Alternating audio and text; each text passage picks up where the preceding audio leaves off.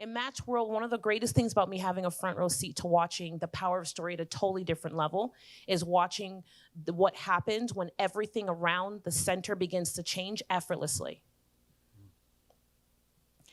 There is not a week that goes by, I think, that I don't see Matt's mom and dad on FaceTime as we're talking about as he's talking about some family thing that's happening, and all of a sudden his mom is like, "Hi, Tiffany." Now, the reason why I highlight that is because there's so many people in your own lives that you want to change. I know for me, as I've climbed in this ladder of just building, I've been on my own, paying my own bills by myself for 20 years now. And as I don't want to say climb the ladder of success, because I don't think that that's the right word for this. I think climb the ladder in terms of resources and material and things that I have. I remember in the maybe 12 years ago when I started to turn heads from my family. And all of a sudden, I had people out of the woodworks picking up the phone and call me, all of a sudden. And in my heart, there were so many people that I wanted to help or help them change, help them grow, help them be more, but really because I just wanted to see them happy. Like nothing else. It wasn't about anything else. I just wanted to see you happy. But I realized that no matter how much money I made, that was never going to be the answer. And about 12 years ago, I remember it being to myself, I had just crossed seven figures again. And we had this big kind of ribbon cutting in a building I had built out. I had bought out two other companies, and my parents came to this experience. Now, it was very rare. No other family member came. Now, I said that I've been doing this journey of me for 20 years. And one of the things that I have carried with me forever was wanting to impact the people around me, like my immediate family, because I know where we come from. We'll come from a third world country. And so many of my family still lives there. My brothers and sisters, half of them were born there, half were born in the US. I'm the only one born in Miami. My parents are immigrants. And my grandmother was an immigrant, and they struggled to get to this country. But unlike some of these immigrant stories where you hear that they come to the country and then now they own 34 7-Elevens and some other story, that was not our story at all. Not even close. My father drove a cab for 30 years. My mom worked in some form of customer service, sales, phone work forever. And I remember thinking to myself at that moment, when I started to climb, it was, how do I help you? And not my parents, just people. And I struggled in this middle ground because I realized that money, yes, I could pay for things, but that really didn't change anything. Nothing changed. It was always the same thing, month after month.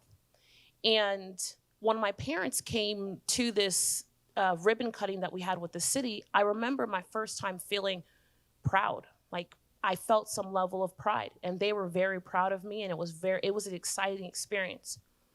I remember leaving that moment and thinking to myself, man, I would do anything to be able to change our family. And in my mind, I was like, if I had made more money, that's gonna do that. Or if I, became more status-ish, that would do that. But not because of anything more than seeing somebody in our family who could do it. Right. And I was the closest. I left that chapter, and though I got to multiple seven figures, I became clear that that is not all of the things that I talked about up until then were successful things on the outside. They impacted external circumstances. They impacted our family externally, meaning where we live, what you drove, what neighborhood, things like that. And that would never be the win. It was only the moment that I got on stage for the very first time in 2014 because I was asked to speak to a college called Bennett College. So Bennett College is an all-women's university in the state of North Carolina. And then I got asked at Livingstone and a couple of other colleges to go and speak because I owned a company in the IT space. And this is right when I'm about to sell my company. So I have all these people come in asking if I would speak to the graduating classes and to these programs. And I would speak to all these people who were, all these kids who were super excited, and they really wanted me to come and give this corporate CEO talk, you know? But I was so hood sitting in the front. I'd be like, girl, check out your nails, you know? And they would be like, you can't do that. You can't do that. You can't do that. But the kids loved me, you know? And so they would ask me to come. Now, I tell you this because it was my very first time understanding the concept of the power of story. Up until that moment in 2014, I had spent all my time trying to change all the things on the outside, and I didn't even know that those things never penetrated the inside. So I start talking to these kids about my story, and that is how I create the change for them. And they gave me statistics of how many more kids either graduated or went on to do such and such and such after listening to me, especially the women, because they were inspired. Because here they are, they're graduates of college, and I'm like, college degree, you know? And it's the truth. And even though we were on two different paths, educational wise, they understood the people who needed to match my heart matched my heart. When I stood on stage for the very first time in 2014 and I gave a more formal talk on my story, it was then that I understood that true change in anything that you want to create actually only comes from within. As woo-woo as that sounded and as frustrated as it made me, because I'm not that person, I am not, when I say I'm not that person, I still didn't understand. I didn't like the fact that I had to go on the inside. And everybody understand what I'm saying? I didn't want to deal with the inside, and I didn't like the fact, and I didn't want to talk to people who like that stuff, all those woo-woo energy type things. Didn't want that. But I understood that if I really wanted to create change that would last. So there's creating change that's temporary. Then there's creating change that lasts.